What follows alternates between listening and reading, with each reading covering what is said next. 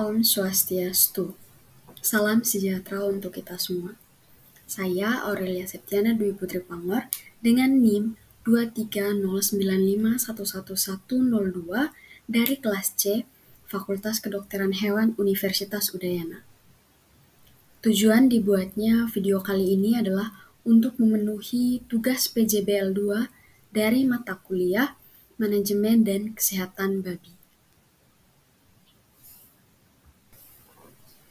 Tugas saya kali ini berjudul Urgensi Penyusunan Ransum pada Ternak Babi dalam Meningkatkan Efisiensi Produksi.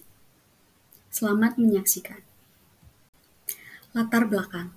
Peternakan babi merupakan salah satu sektor penting dalam penyediaan protein hewani, khususnya di beberapa wilayah Indonesia dan dunia.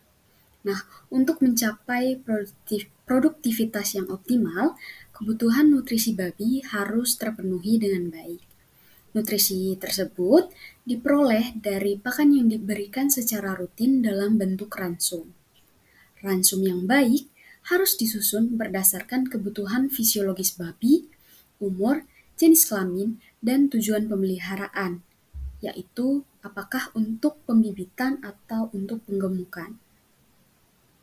Penyusunan ransum yang asal-asalan dapat menyebabkan pertumbuhan yang lambat, inefisiensi pakan, meningkatnya biaya produksi, serta timbulnya berbagai masalah kesehatan. Nah, berikutnya adalah urgensi atau permasalahan mengapa saya membahas topik ini. Yang pertama itu adalah biaya pakan yang tinggi, 60-80% dari total biaya produksi. Yang kedua, adanya ketidaksesuaian pakan dengan kebutuhan nutrisi menyebabkan pemborosan atau pertumbuhan terganggu. Yang ketiga, kurangnya pemahaman peternak mengenai kandungan nutrisi bahan pakan lokal. 4. Potensi gangguan metabolik akibat nutrisi yang tidak seimbang. Berikutnya yang kelima adalah menurunnya kualitas daging dan karkas jika ransum tidak disusun dengan baik. Yang terakhir adalah ketergantungan pada pakan komersial dapat mengurangi keberlanjutan usaha kecil. Berikutnya kita akan masuk ke pembahasan. Yang pertama itu adalah pengertian ransum. Jadi ransum adalah campuran dari berbagai bahan pakan yang diberikan kepada ternak untuk memenuhi seluruh kebutuhan nutrisinya per hari, baik untuk pemeliharaan, pertumbuhan, reproduksi maupun produksi. Nah, penyusunan ransum tidak hanya memperhatikan kecukupan nutrien, tetapi juga keseimbangan, efisiensi biaya, dan ketersediaan bahan. Berikutnya itu ada kebutuhan nutrisi babi. Menurut National Research Council atau NRC pada tahun 2012, kebutuhan nutrisi babi meliputi energi atau ME, protein kasar, lisin, lemak, serat kasar, vitamin, dan mineral. Sebagai contoh, babi fase starter di mana beratnya berkisar 7-25 kg memerlukan energi sekitar 3.400 sampai 3.500 kilokalori per kilogram berat badan dan protein kasar sebanyak 18-20%. Sedangkan babi pada tahap finishing, misalnya dengan berat badan 80-100 kg, cukup dengan protein kasar sebanyak 13-15%. Nah, kebutuhan ini juga berbeda tergantung pada jenis kelamin dan tujuan pemeliharaan. Pembahasan yang kedua yaitu manfaat penyusunan ransum. Yang pertama, dengan menyusun ransum, kita dapat mengurangi pemborosan atau mengefisiensi penggunaan pakan. Yang kedua, dengan menyusun ransum, kita dapat meningkatkan pertambahan bobot badan harian atau ADG.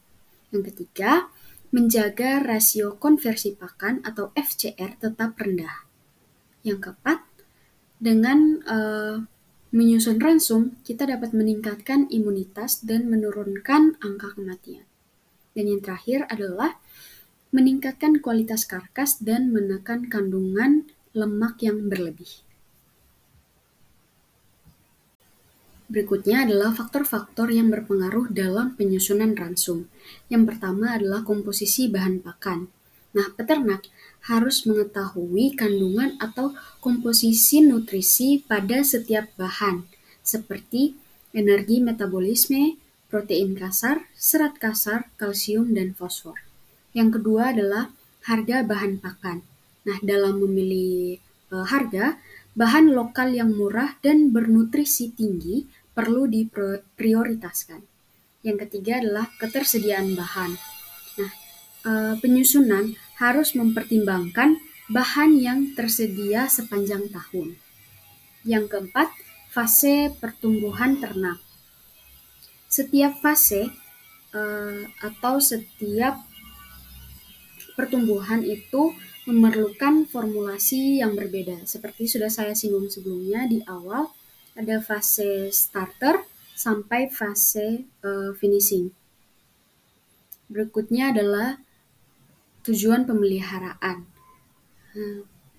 Dalam hal ini, indukan membutuhkan energi lebih untuk reproduksi, sementara babi potong fokus pada pertumbuhan bobot badan. Yang keenam adalah palatabilitas. Nah, bahan pakan harus disukai dan mudah dicerna oleh babi. Yang ketujuh, keseimbangan nutrisi. Maksudnya adalah nutrisi-nutrisi yang ada dalam bahan pakan harus sesuai dengan standar NRC atau standar lokal agar tidak terjadi kekurangan atau kelebihan. Yang terakhir adalah teknik pencampuran. Homogenitas campuran ransum penting agar semua babi mendapatkan nutrisi yang sama. Yang terakhir adalah kesimpulan dan saran. Penyusunan ransum merupakan langkah strategis dan krusial dalam manajemen peternakan babi. Ransum yang disusun dengan baik menjamin pertumbuhan dan produktivitas babi, menekan biaya pakan, serta menjaga kesehatan ternak. Tanpa pemahaman nutrisi dan bahan pakan, produktivitas optimal sulit dicapai. Berikutnya adalah saran. Yang pertama, peternak perlu mempelajari teknik dasar formulasi ransum berbasis bahan lokal. Yang kedua, penyuluh pertanian perlu aktif memberikan pelatihan dan pendampingan. Yang ketiga, kolaborasi antara peternak, akademisi, dan praktisi penting untuk menyusun ransum yang efisien. Yang terakhir adalah evaluasi performa ternak secara berkala perlu dilakukan untuk menilai kualitas ransum. Berikut merupakan sumber referensi yang saya pakai. Yang pertama adalah National Research Council atau NRC pada tahun 2012, Nutrient Requirements of Swine, 11 Revised Edition, National Academies Press.